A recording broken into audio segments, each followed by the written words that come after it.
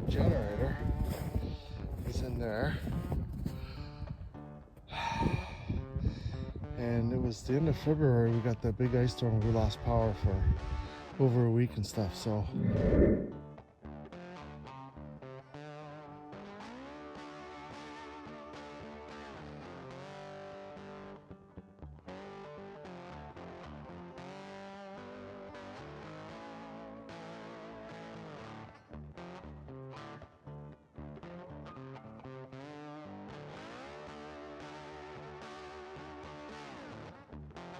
Start digging, make sure I can access that thing, because last time it was way out in that shed back there, and in the middle of the night when the trees were all falling down, I went running out to get it in the ice storm.